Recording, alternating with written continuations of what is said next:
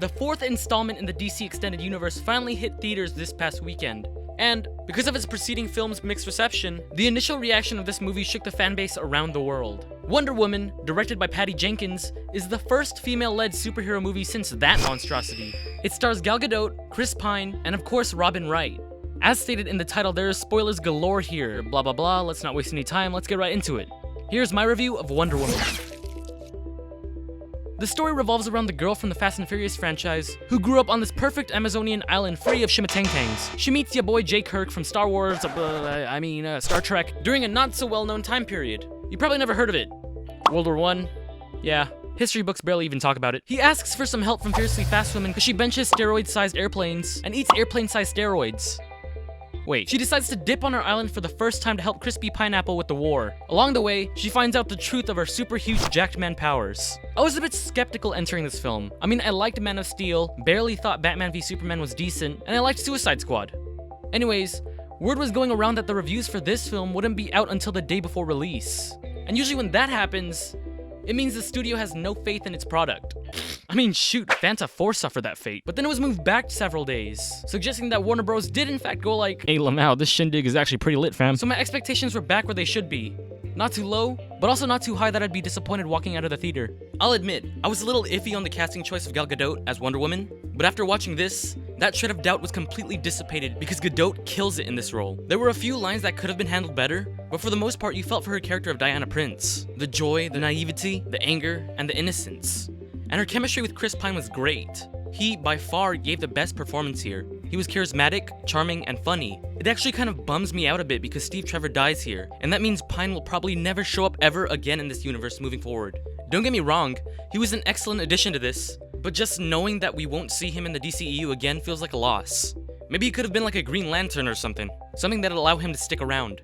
Regardless, his performance was impeccable, and the focus on making a good movie, as opposed to concentrating on jamming in future setups and teasing the next 6 movies, was the main reason as to why Wonder Woman was so good. You can argue that, but what about the fan service? But come on, let's be real. When you do too much of that, the movie isn't really for everyone. Every actor in here brought their A-game. Danny Houston, Robin Wright, and Connie Nielsen. However, the actress who played Dr. Poison, Alina Anea, to me at least, seemed to over-exaggerate sometimes in the way she talked, sort of like how Karen Gillan overacted a little bit as Nebula, but to a lesser extent.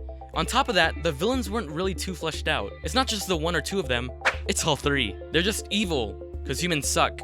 And that's about it, actually. We suck badongadong. I'd also like to add that it clearly wasn't trying to go for something original. I mean, pretty much beat for beat, you could predict what was gonna happen, when the twist would come, and who would die at the end. Rest in peace, Crispy Bacon. It was a simple get from point A to point B movie.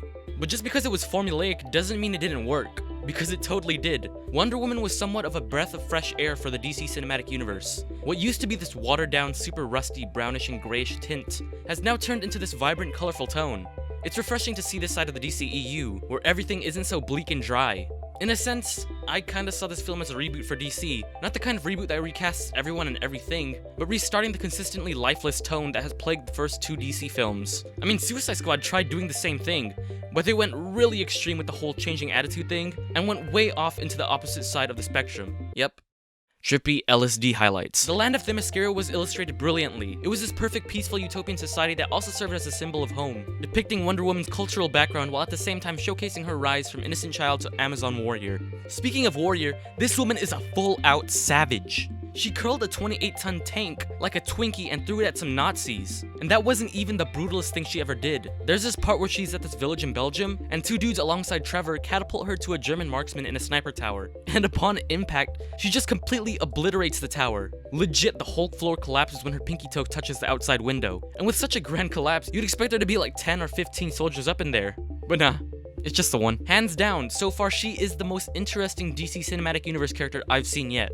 The fight scenes used a lot of slow-mos, which I guess could be argued as a con because of its excessive use, but I simply just saw it as a stylistic choice that added flavor to the choreography, making the Wonder Woman fight scenes its own thing. I also feel kinda bad that I didn't include her in my 20 ranked live-action speedster list, cause oh my booty she moves Mach speed. When she's at a bar, she practically teleports to someone with a gun, and then towards the end when Steve dies, she literally turns into an anime character. She runs without moving her legs towards some Nazis behind her, Goku punching everyone in her path. I really don't have that many complaints about this, But in the very beginning, there's this shot of Diana jumping off of like a cliff or something, and her mother catches her by the arm. The close-up green screen shot of her falling through the air there really stuck out because the motion blur on the background didn't look too realistic, and that sucks because all of the other VFX shots looked flawless. Oh yeah, and there was this whole bit with Germans unnecessarily talking to other Germans in English. Don't know why that was a thing, but it was. And this isn't a nitpick, but the twist of David Thewlis turning out to be Ares was undoubtedly surprising to me, but his face did not match what I pictured Ares to look like. I mean, you tell me, does this scream the God of War?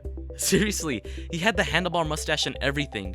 There was no way I could take him seriously. But going back to the positives, the storytelling was much more coherent as it's set during the First World War, free from any and all obligatory hints and nods to other DC characters. The Steel Man still hasn't been conceived yet, and Catman's mom, Martha, why did you say that? Probably wasn't either. Patty Jenkins handles jumping from past to present well, as different characters tell past events without interrupting the flow of the story. Plus the score. The Wonder Woman theme is just jaw-dropping. You know, that guitar string.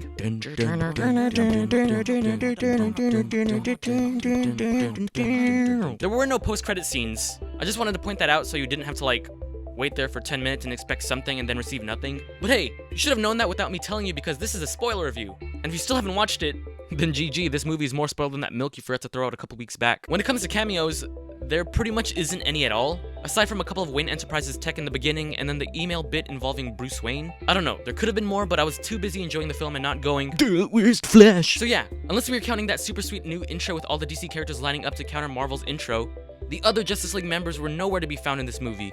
All in all, Wonder Woman was a blast to watch. It's by far the best DC movie in the DCEU. Sure, there are a few kinks here and there, and no, this film does not offer that many new things to this superhero genre, but it's action-packed, well-written, and fun. The visual effects were gorgeous, the acting was top-notch, and I was on the edge of my seat for the whole runtime. DC fan or not, this movie works. There was a lot riding on this one, with it being the first female-led superhero movie in over a decade, and the next DCEU film, and I'm glad to say it was great. This should have been the one to start the movie universe off in the first place.